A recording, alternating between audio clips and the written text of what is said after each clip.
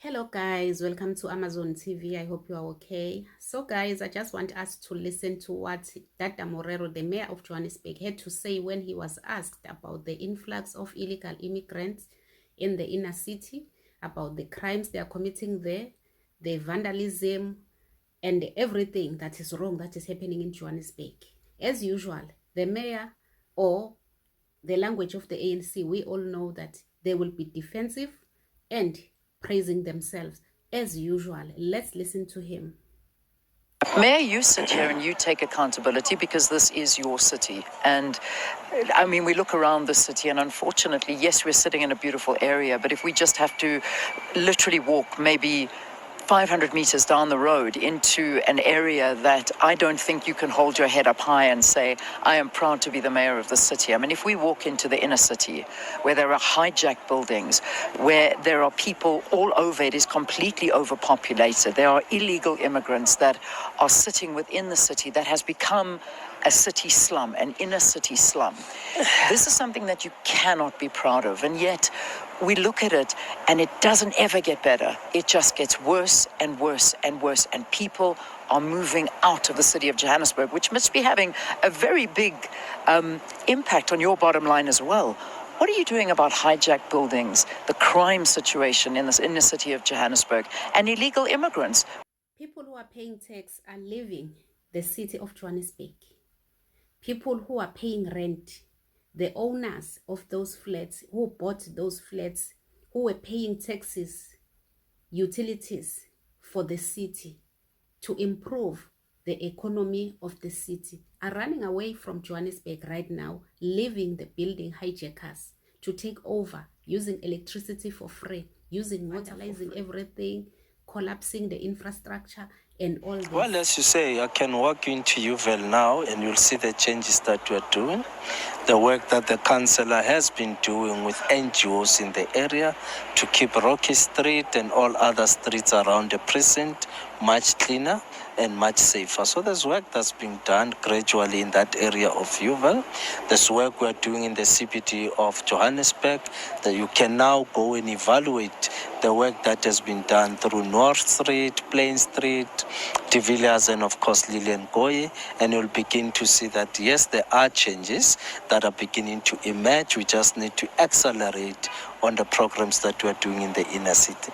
Challenges of hijacked buildings are there. They are huge.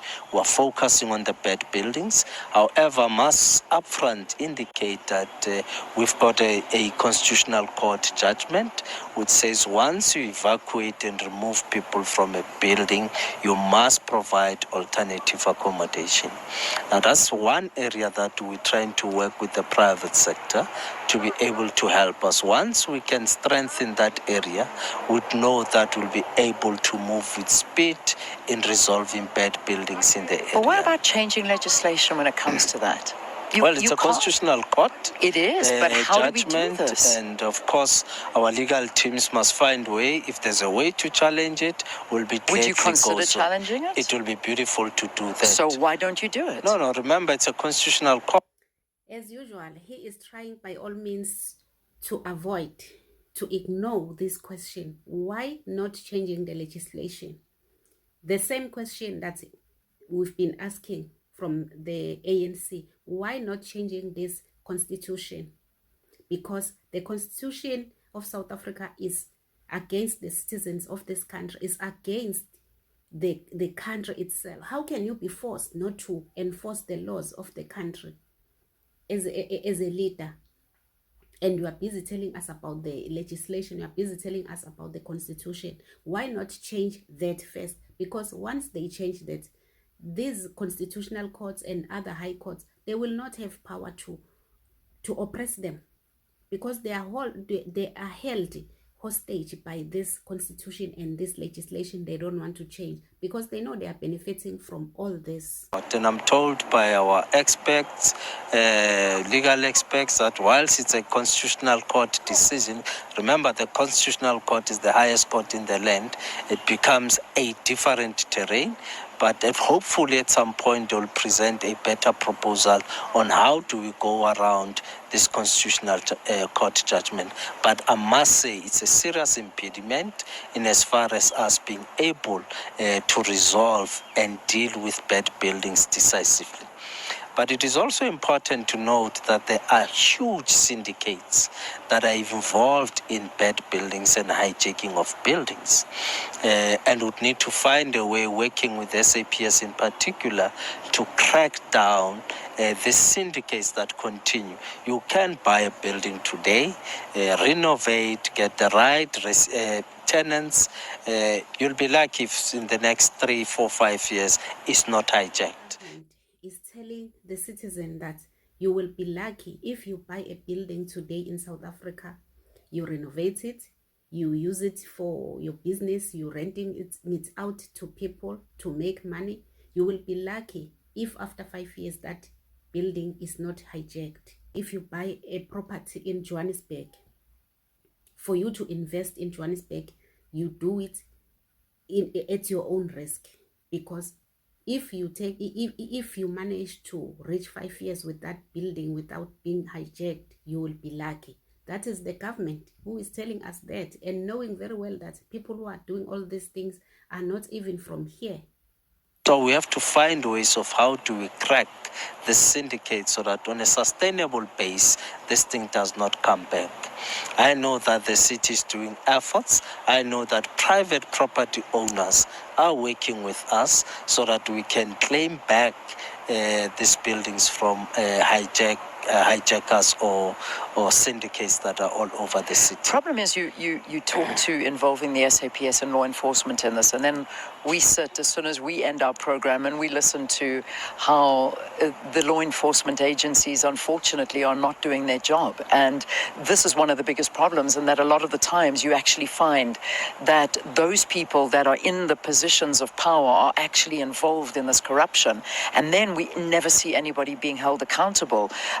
We look and we read about people in the city of Johannesburg where basically in your office there are people that are underqualified for the positions that they're in, that there are political deployees, there are senior officials that should never be in their positions and they should be honestly facing arrest, and yet they are allowed to run and be in the city and be in very influential positions. That this, you can never ever fix it, and that is a big problem. And people complain about this, and they just say that nobody is ever held accountable.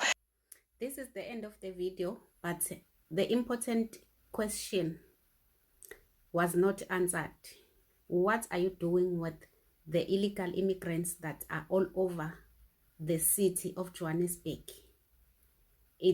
They are taking over everything there.